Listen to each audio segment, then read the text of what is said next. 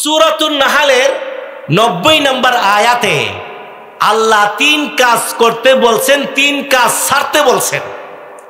এই করা আর ছাড়া দুটোটাই ইবাদত, দুটোটাই কি ইবাদত।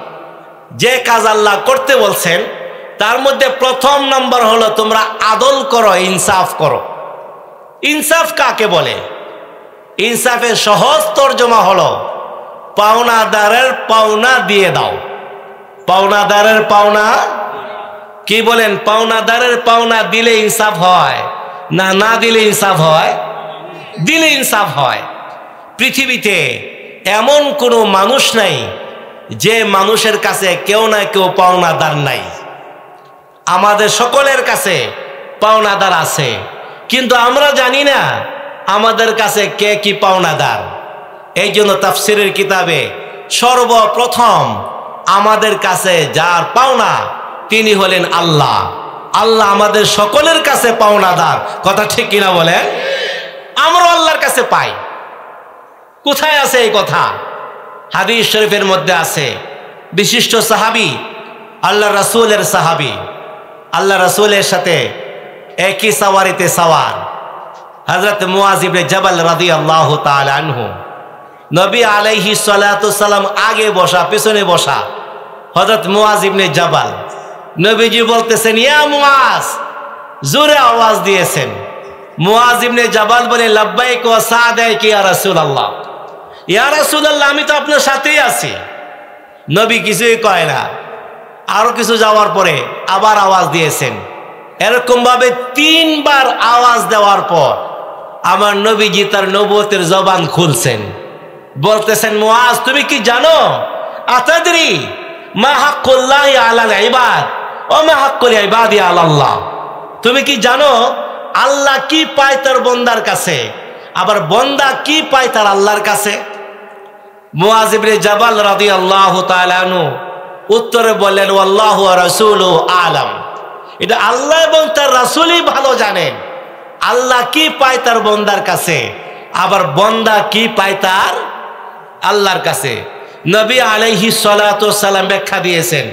পড়ে পড়ে তরজমা করলে অনেক লম্বা সময় লাগবে, হুজুর এসে পড়বেন। এই জন্য শর্টকাট করে বলতেছি আপনাদের সামনে। আল্লাহ রাসূল বলতেছেন, হে মুআজ, শোনো, আল্লাহ তার বান্দার কাছে পায় 2টা জিনিস। আনতা আবুদাল্লাহ ওয়ালা তুশরিক বিহি শাইআ। সে একমাত্র ইবাদত করবে আল্লাহ, আর ইবাদত করার ক্ষেত্রে এই দুনিয়ায় সে কোনো ধরনের কোনো শিরিক করবে না। শিরিক মুক্ত ইবাদত করবে কার? আল্লাহ। যদি এই কাজটা বান্দা করে, সে আল্লাহর পাওনা আদায় করে দিল। সে কি করলো? আল্লাহর পাওনা দিয়ে দিল। যদি আল্লাহর পাওনা সে দিয়ে দেয়, আল্লাহ তার পাওনা দিয়ে দিবে। সেটা কি? 2 ধরনের কথা আসছে। আল্লাহ তাকে জাহান্নামের আগুনে জ্বালাবে না। আরেক কথা আসছে, আল্লাহ তাকে জান্নাত সরাসরি দান করবেন। তো বান্দা পায় আল্লাহর কাছে জান্নাত, আল্লাহ পায় বান্দার কাছে ইবাদত। কথা ঠিক কিনা বলেন? কার পাওনা আগে আর কার পাওনা পরে? এটা জোরে বলবেন না। আল্লাহর পাওনা আগে, ইবাদত পায়। ইবাদত কাকে বলে? গায়াতুত তাজাল্লুলি ফিল খুশু, যার অর্থ জীবনটাকে, পুরো জীবনটাকে আল্লাহর হুকুমের সামনে চরমভাবে, কঠিনভাবে অবনত করে দেওয়ার নাম, ঝুঁকায় দেওয়ার নাম ইবাদত। আমি আমাকে আল্লাহর হুকুমের সামনে কি করব? ঝুঁকায়া দিব। এর নাম হলো ইবাদত। হ্যাঁ, আমি যদি এইটুকু না করি তাহলে এর নাম ইবাদত না। এটা তো মন চাহি জীবন হয়ে যাবে। ময়দানে মাহশারে আমরা কে কি পরিমাণ আল্লাহর পাওনা আদায় করছি, আর কে কি পরিমাণ আল্লাহর পাওনার মধ্যে আমরা হেরফের করেছি। এই জন্য আল্লাহ হাসরের মাঠে আমাদের চতুর্দিক দিয়া কিছু সাক্ষী আল্লাহ পাক রাখছেন, এইগুলোকে সামনে নিয়ে আসবে। এগুলো সাক্ষী দিবে। এই জমিন 1 নাম্বার সাক্ষী। এই ফ্লোর, এই জমিন আল্লাহর সামনে সাক্ষী দিবে হাসরের দিন আমরা কে কি পরিমাণ আল্লাহর পাওনা আদায় করেছি। জমিন কিভাবে দিবে? আল্লাহ জমিনের জবান খুলে দিবে। এই কথা আল্লাহ 30 পারায় সূরা ইজাজুল জিলার মধ্যে আল্লাহ পাক বলেছেন, ইয়াউমা ইযিন তুহাদ্দিসু আখবারাহা। জমিন তার রিপোর্ট পেশ করবে। কি রিপোর্ট পেশ করবে? আমরা কে কি পরিমাণ আল্লাহর পাওনা আদায় করেছি। কথা ঠিক কিনা বলেন? জমিন আল্লাহর সামনে সাক্ষী দিবে।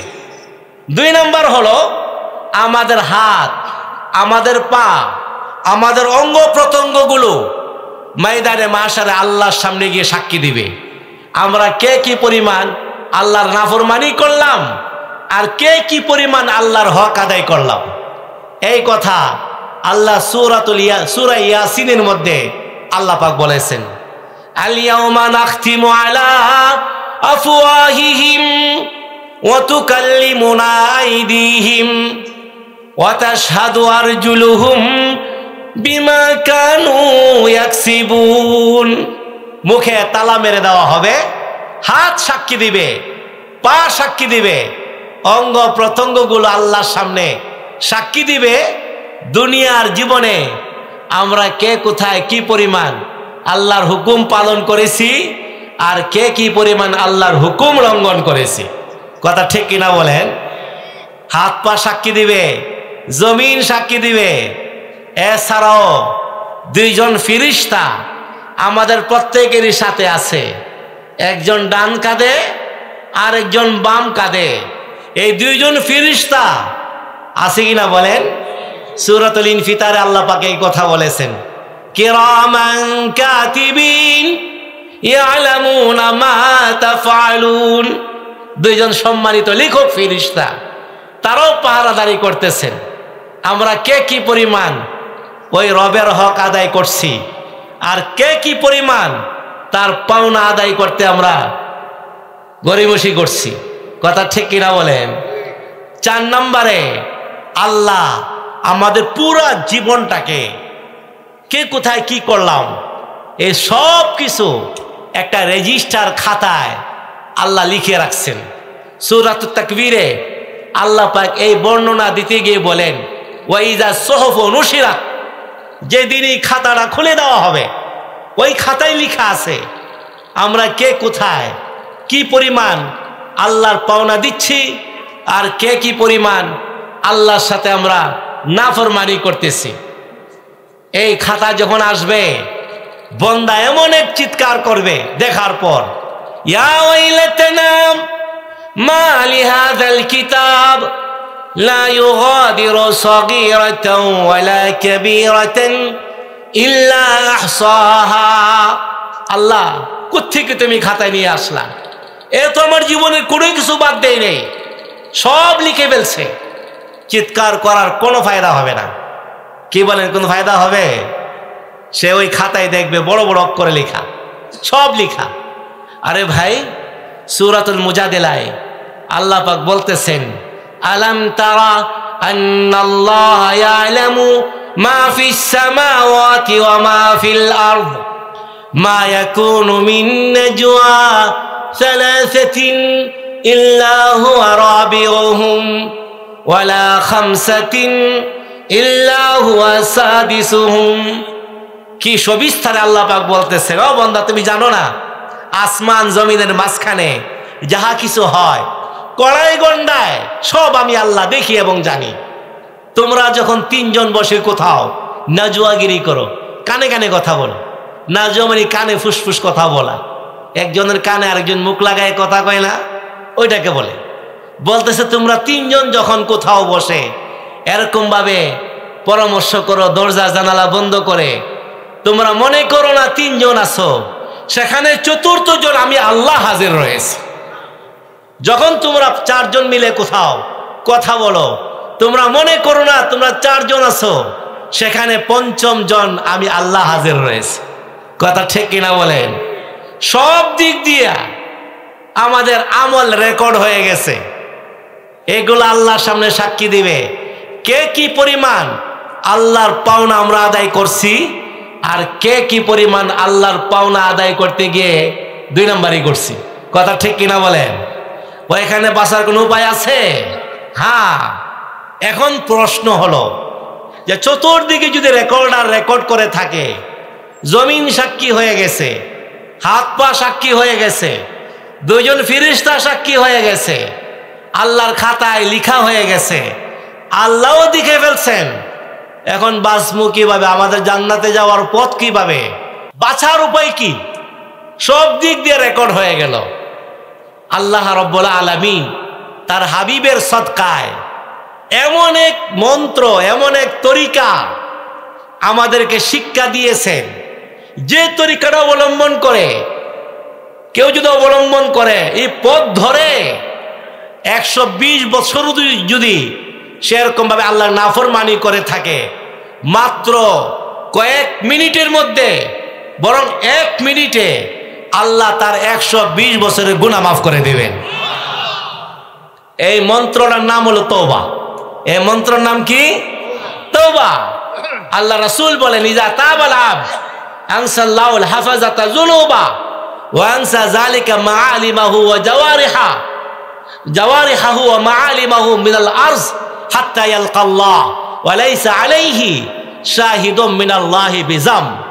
কোন ব্যক্তি যদি খাস দিলে জেনুইন একটা মন নিয়ে আল্লাহর কাছে তওবা করে, ইস্তেগফার করে, তো সাথে সাথে আল্লাহ দুনিয়া থেকে যেখানে যেখানে তার গুনার নিদর্শনগুলো আছে, জমিন, হাত পা, দুইজন ফেরেশতার খাতা, নিজের রেজিস্টার, সব জায়গা থেকে আল্লাহ পাক গুনার কথা মুছে দিবেন। সে আল্লাহর কাছে মোলাকাত করবে, তার উপর কোনো গুনার কোনো প্রমাণ থাকবে না। আল্লাহর আদালত আর দুনিয়ার আদালতে আকাশ পাতালের ব্যবধান আছে। দুনিয়ার আদালতের সিস্টেম হলো একটা মানুষের ফাঁসি হয়ে গেছে, তারপরও তার ফাইলপত্র, তার রেকর্ড আদালতে আজীবনের জন্য রেখে দেয়। কথা ঠিক কিনা বলেন? এমন তো না যে তার ফাইলপত্র আগুন দিয়া জ্বালায় দিছে, জানা এরকম নীতি নাই। তার ডকুমেন্ট, তার প্রমাণাদি যতদিন দেশ থাকবে ততদিন থাকবে। কথা ঠিক কিনা বলেন? কিন্তু আল্লাহর আদালতের নিয়ম হলো, আমার বান্দা তওবা করবে, আমি ময়দানে মাশারে বলবো না যে আমার বান্দা গুনাহ করছিল আমি মাফ করছি, বলবে আত্তাইবু মিনাজ জামবি কামাল্লা জামবালা। যে গুনাহ থেকে তওবা করে তার জীবনটা এমন হয়ে যায়, তাকে বলা হবে আমার এই বান্দা জীবনে কোনো গুনাহই করে নাই, তার ফাইলপত্র পর্যন্ত শেষ, সব শেষ করে দেয়। হ্যাঁ, এই জন্য আল্লামা ডাক্তার আব্দুল হাই আরিফি রহমতুল্লাহ আলাই, আমার উস্তাদ আল্লামা জাস্টিস মুফতি মোহাম্মদ তাকি উসমানী দামাত বারাকাত ওমর পীর সাহেব, উনি বলতেন যে দেখো, আল্লাহ আদম আলাইহিস সালাতু ওয়াস সালামকে ওনার একটা সামান্য ত্রুটির কারণে অনেক লম্বা সময় উনি কান্নাকাটি করেছেন। কোন বর্ণনায় আসছে 100 বছর আল্লাহর কাছে কান্নাকাটি করছে।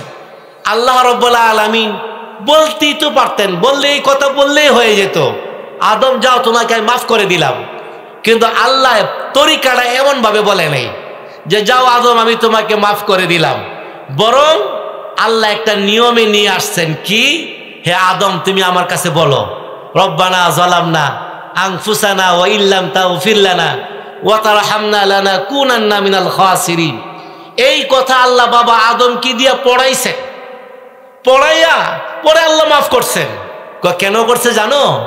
ওই আল্লামা আব্দুল হাই আরিফি রহমতুল্লাহ আলাই, হাকিমুল উম্মাত আশরাফ আলী থানভী রহমতুল্লাহ আলার অন্যতম খলিফার মধ্যে একজন, তিনি বলতেছেন আল্লাহ এই তরিকা এই জন্য অবলম্বন করছেন যে বাবা আদমের মাধ্যমে আমাদেরকে শিক্ষা দিছেন যে শয়তান বাবা আদমের পিছে লাগছিল, ও আদমের আওলাদেরা তোমরা দেখো তোমাদের পিছনে শয়তান লেগে থাকবে।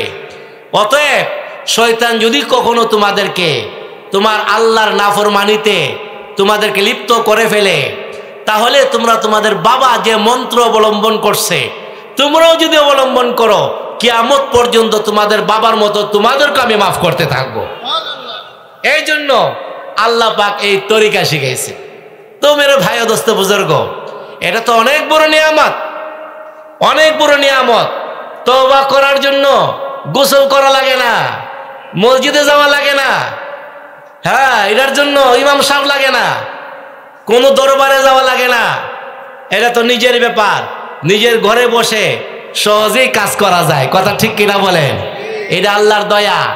এই জন্য আমরা বুজুর্গানে দিনের জবান থেকে শুনেছি, আল্লামা মাহমুদ আলুসি রহমতুল্লাহ আলাই তার তাফসিরের কিতাব তাফসির রুহুল মানিতে এই তওবা করার কিছু শর্ত লিখছেন। এর মধ্যে 1 নম্বর শর্ত হলো, যে শর্তগুলো ছাড়া তওবা হয় না। এটা জানার দরকার আছে কিনা? আমাদের দরকার আছে। 1 নম্বর হলো আয়াকলা আনিল মাসিয়া, আমি যে গুনাহ করতেছি এই গুনাহটাকে ছেড়ে দিতে হবে। এই গুনাহকে কি করতে হবে? গুনাহ না ছাইরা তওবা করলে এই তওবা আল্লাহ কোনোদিন কবুল। আমাদের বুজুর্গ ইন্তেকাল করেছেন আল্লামা হাকিম মোহাম্মদ আখতার রহমতুল্লাহ আলাই, উনি বলতেন, দেখো একটা মানুষ, একটা যুবক একটা বেগানা নারীর দিকে তাকায় আছে, আবার কয় জবান দিয়ে আস্তাগফিরুল্লাহ আস্তাগফিরুল্লাহ। এরই আস্তাগফিরুল্লাহ ওর কাছ থেকে আস্তাগফিরুল্লাহ পড়ে। যে জবান দিয়ে আস্তাগফিরুল্লাহ বলতেছে, অথচ তার চোখটা কোন জায়গায় আছে? একটা বেগানা নারীর দিকে। শুধু জবান দিয়ে শুধু বলে আস্তাগফিরুল্লাহ, ওই যে আস্তাগফিরুল্লাহ পড়তেছে, এই আস্তাগফিরুল্লাহ হেড থেকে আস্তাগফিরুল্লাহ পড়ে। বেটা তুই কি আস্তাগফিরুল্লাহ পড়স? তোর তো আস্তাগফিরুল্লাহ হয় নাই। আমাদের অলিপুর হুজুর বড় সুন্দর কথা বলেন এই বিষয়ে। একটা কথা বলেন, কয় কি কয়, আমি হুজুরের কথাটা নকল করি। বাড়ির মধ্যে জামাতা আইছে, জামাই তো বড় আদবলা জামাই, ঘটনাক্রমে তার পা লেগে গেছে শ্বশুরের গায়ে। কোথায় লেগে গেছে? আদবলা জামাই যদি হয় তো অবশ্যই শ্বশুরে বলবে যে বাবা আপনি আমাকে মাফ করে দেন। কথা ঠিক না? তো সে বলতেছে যে আব্বু আমাকে মাফ করে দেন, কিন্তু এই যে কথা বলতেছে, কিন্তু এর পাড়াও শ্বশুরের গায়ে যে লাগাই রাখছে, লাগাই রাখছে, এটা সরায় না। এটা কি করে না? তো বলেন তো দেখি, শ্বশুর কি মাফ করবে না আরো রাগ করবে? বলবে বেটা তুই মস্কারা করো আমার সাথে। কথা ঠিক না? তো যারা তওবা করে কিন্তু গুনাহ ছাড়ে না, এমনি আস্তাগফিরুল্লাহ আস্তাগফিরুল্লাহ দৈনিক 70 বার কয়, 1000 বার কয়, হ্যাঁ, তো বলতেছে সে তো আসলে তওবা করে না, সে আল্লাহর সাথে মস্কারা করে। আল্লাহর সাথে কি করে? সে মস্কারা করে। এই জন্য তওবাই বলা হয়। ওই তওবা তওবা নয় যা গুনাহরত অবস্থায় বান্দা তওবা করতে থাকে। গুনাহকে ছেড়ে দিয়ে আল্লাহর কাছে কি করতে হবে? তওবা করতে হবে। 2 নম্বর হলো আয়ান্দিমা আলাইহা নাদমান, বলতেছেন যে আমি যে গুনাহ করেছি তার মধ্যে অনুশোচনা, ভিতরের মধ্যে একটা শর্মিন্দিগি, লজ্জাবোধ পয়দা করতে হবে। আল্লাহ আমি কত বড় বেহায়া, তুমি আমার হালাল কত রাস্তা রাখছো, এরপর আমি হারাম তরিকে কেন গেলাম?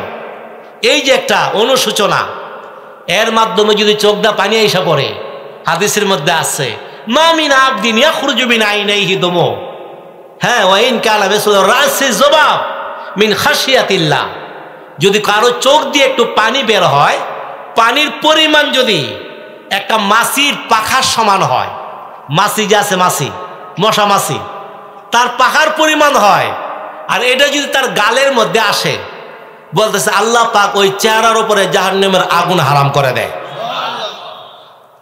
এখন একটা প্রশ্ন, যে চেহারাটা যদি জাহান্নামের আগুনে দিলই না, বডিটা যদি দিয়ে দেয় তো আমাদের জন্য সমস্যা। কথা ঠিক না? এই জন্য আমাদেরকে আমাদের বড়রা একটা আজীব ঘটনা শুনাইছেন। হযরত হাকিম মোহাম্মদ আখতার রহমতুল্লাহ আলাই বলতেছেন যে বাদশাহ আলমগীরের দরবারে একবার একটা ঘটনা ঘটছে। ওনারই একটা গভর্নর, বড় দিনদার পরহেজগার, এক অঞ্চলের গভর্নর ছিল, সে মারা গেছে। মারা যাওয়ার পরে ওনার যে সচিবরা আছে তারা বড় টেনশনে পড়ছে যে এখন আবার বাদশাহ কাকে বসায় দেয়, আমাদের সবার পেরেশানি হয়। হায় রে, কত ভালো লোকটা ছিল, মারা গেল। সবাই মিলে পরামর্শ করলো যে আমরা বাদশার দরবারে গিয়ে আমরা বলবো যে উনি যেন গভর্নর সাহেবের একটা ছোট ছেলে আছে তাকে চেয়ারে বসায় দেয়, ওই পদটা দিয়া দেয়। এলাকা তো দেখাশোনার জিম্মাদারি বন্টন করা আছে, আমরাই দেখাশোনা করি। ট্রায়াল হিসেবে কিছুদিনের জন্য বাদশাহ যদি এরকম কাজটা করে তাহলে কমাস কম বিপদ থেকে আমরা বাঁচলাম। কারণ যদি মূল চেয়ারটার মধ্যে একটা দুর্নীতিবাজ বসে যায়, একটা খারাপ লোক বসে যায়, তার এই খারাপির কারণে ভালো লোকগুলো বাঁচতে পারে না। কথা ঠিক কিনা বলেন? এই কথা ভেবে তারা ওই বাচ্চাটার আগে ঠিক করছে। পরে বলছে তোমাকে বাদশার কাছে নিয়ে যাব, তোমার বাবার কাজ তুমি করবা, তোমার শুধু কাজ বসে থাকা। তো অল্প বয়সে 12-14 বছর বয়স নিয়ে বাদশার দরবারে টাইম নিয়েছে, রওনা করছে পুরা রাস্তায়।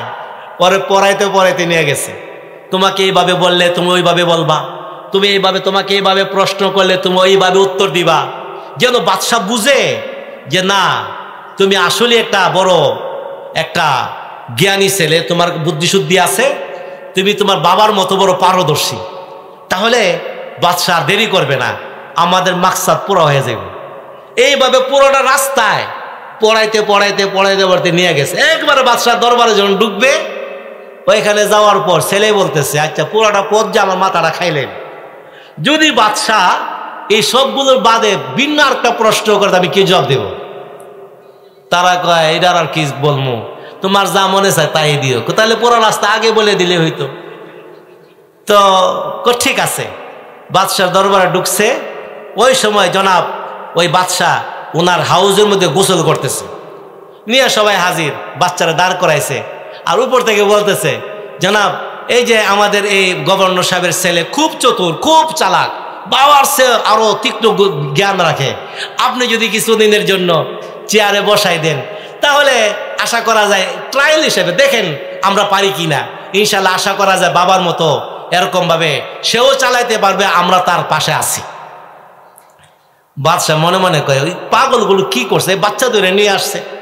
উনি হাউস থেকে উঠছেন, ওইটা বাচ্চার দুইটা হাতে ধরছে। হাকিম মোহাম্মদ আখতার রহমতুল্লাহ আলাই তার এই সুন্দর তার বয়ানের মধ্যে কথাটা বলতেছেন যে হাতে ধরে ওই হাউসের মধ্যে বাচ্চাটা ছেড়ে দিতেছে, পাটা ঢুকে গেছে পানির ভিতরে। আর উনি বলতেছে ছেড়ে দিলাম। বাচ্চা হাসে। বাচ্চা কি করে? হাসে। এটা টান্দা উঠাইছে। ওটাই বলে এই পাগল তোমরা কাকে নিয়ে আসছো? হে তো মরণজীবনও না, বুঝে না, ও তো কান্নাকাটি করার কথা, ও তো হাসতেছে, এ তো বুঝেও না পানি ডুবে গেলে যে মানুষ মারা যায়। তো অতএব তোমরা বুঝবো না কারে ধরে নিয়ে আসছো, আমার মান সম্মান থাকবে? পরে বসাই দিলে। এই ফাঁকে দিয়া বাচ্চা বলতেছে, জনাব আমি কেন হাসছি আপনি কি আমার কাছ থেকে একটু ব্যাখ্যা শুনবেন না? বলো। আমি এই জন্য হাসলাম যে আমার হাতটা আপনার হাতের সাথে লাগানো। আমার হাতটা কার সাথে লাগানো? আর আপনি বলতেছেন আমি মরে যাব। এটা কোশ্চিন কাল হইতে পারে না, যেহেতু আমার হাত আপনার হাতের সাথে কি আছে? লাগানো আছে। আপনি যদি বাইসা থাকেন আমিও কি করব? বাইসা থাকবো। শরীরটা যাইতে পারে কিন্তু হাতটা কি হবে না, আমি মরবো না। তো বলতেছে একটা নাবালিক বাচ্চা, সে যদি জানে যে আমার হাতটা যদি বাদশার হাতের সাথে থাকে, তার পক্ষে থাকে, আমি মরতে পারি না, যে আল্লাহ চেহারাটা জাহান্নামের আগুন থেকে বাঁচাইয়া দিবে, ওই আল্লাহ তার বডিটা জাহান্নামে দিবে, তার কল্পনাও করা যায় না। কথা ঠিক কিনা বলেন? হ্যাঁ, এই জন্য 2 নম্বর। আচ্ছা আচ্ছা আচ্ছা ঠিক আছে। 3 নম্বর শর্ত হলো যে 2 নম্বরটা বললাম, 1 নম্বর গুনাহ ছাড়তে হবে, 2 নম্বর হলো অনুশোচনা আমার মধ্যে আসতে হবে। হ্যাঁ, গুনাহ কইরেও বন্ধু হাসতেছে। আছেন আমাদের সমাজে কিছু লোক বেশরম বেহায়া, ওরা গুনাহও করতেছে আবার হাসতেও আছে। হ্যাঁ, ওই ধরনের তো আল্লাহ কবুল করবে না। 3 নম্বর হলো হ্যাঁ আইয়াজিম আজবান জাজেমান আল্লাহ ইয়াউদা ইলাইহা, কঠিনভাবে পাকাপোক্তভাবে নিয়ত করতে হবে, আল্লাহ যতদিন তুমি আমাকে দুনিয়াতে রাখো আমি কোনোদিন আর এই গুনাহ করব না। এই শর্তগুলো, এই 3টা কমন সবারকে করতে হবে। এরপর হলো আমার গুনার সম্পর্ক কার সাথে? যদি কোনো বন্দার হকের সাথে হয়ে থাকে, বন্দার হক মেরে থাকি, তা পরিশোধ করতে হবে। আর যদি আল্লাহর হক লঙ্ঘন করে থাকি আর তার নিয়ম থাকে কাজা করার, যেরকম নামাজ, যেরকম রোজা, এইগুলো আদায় করা শুরু করে দিতে হবে। কাজার নিয়ম থাকলে আমি কাজা আরম্ভ করে দিলাম, শুরু করে দিলাম, আরম্ভ করে দিলাম, আর তওবা করলে তখন আমার তওবা কমপ্লিট। এরপর আল্লাহ রাসূল বলেছেন, যারা এভাবে তওবা করবে, এরপরও যদি সে একই গুনায় দৈনিক 70 বার লিপ্ত হয়ে যায়, আর 70 বারই সে যদি এইভাবে তওবা করে, আল্লাহ পাক তার 70 বারও গুনাহ খাতাগুলো মাফ করে দেবেন। এত বড় দয়া, এত বড় দয়া আল্লাহ। তো মেরে ভাই ও দোস্ত বুজুর্গ, আল্লাহর পাওনা কি? আল্লাহর পাওনা হলো বান্দা দুনিয়াতে ইবাদত করবে একমাত্র আল্লাহর, আর ইবাদতের পরে কোনো ধরনের শিরিক করবে না। যদি এই কাজটা করে তাহলে আল্লাহ তার জন্য জান্নাত বরাদ্দ করবেন। কথা ঠিক কিনা বলেন? আল্লাহ তো আমরা ইবাদত করব না কেন? যারা আমরা মুমিন, আমাদের জান, আমাদের মাল আল্লাহ কিনে নিয়েছেন। কথা ঠিক কিনা বলেন? কোরআনে কারীমের মধ্যে আল্লাহ বলেছেন, ইন্নাল্লাহা আশতারা মিনাল মুমিনিনা আনফুসাহুম ওয়া আমওয়ালাহুম বিআন্না লাহুমুল জান্নাহ। আল্লাহ জান্নাতের বিনিময়ে আমাদের জানও কিনে নিয়েছেন, আমাদের মালও কিনে নিয়েছেন। আমাদের জানের মালিক কে? আমাদের মালের মালিক কে? হ্যাঁ, এগুলো আল্লাহ কিনছেন। তার মানে এর আগের মালিক আমরা ছিলাম, দিয়েছেন আল্লাহ, আবার কিনে নিয়েছেন। তার মানে একটা বাহানা মাত্র, একটা কি বাহানা। কারণ জানটা তো আল্লাহই দিয়েছেন, আমার মালের মালিকও কে? আল্লাহ। আবার কইগুলো আমি কিনা নিছি জান্নাতের বিনিময়ে। আল্লাহ দিয়ে আবার আল্লাহ আবার কিনা নে, মানে আল্লাহ আমাদেরকে পরীক্ষা করেন যে আমরা মাল কয় খাতে ব্যয় করি, মাল কয় খাতে ব্যয় করি। জানটাও দিতে হবে আল্লাহকে, মালটাও দিতে হবে। হ্যাঁ, এটা হলো আল্লাহর পাওনা। আল্লাহ আমাদের কাছে ইবাদত পায়, আর আল্লাহর কাছে আমরা জান্নাত পাই। আল্লাহর পাওনা আগে, আর জান্নাত আমাদের পাওনা হলো পরে। ঠিক তদ্রূপভাবে আমাদের নবীজি আমাদের কাছে পায়, আল্লাহর রাসূলও আমাদের কাছে পায়। সেটা কি পায়? তার নাম হলো ইতাআত। এই কথা বর্ণনা করতে গিয়ে আল্লাহ রাসূল এক হাদিসে বলছেন, কুল্লু উম্মতি ইয়াদখুলুনাল জান্নাতা ইল্লা মান আবা। কিলা ওয়া মান আবা? ক্বালা মান আতাআনি দাখালাল জান্নাহ ওয়া মান আসানি ফাকাদ আবা। আমার প্রত্যেকটা উম্মত জান্নাতে যাবে। বলেন সুবহানাল্লাহ। কে বলেছেন এই কথা?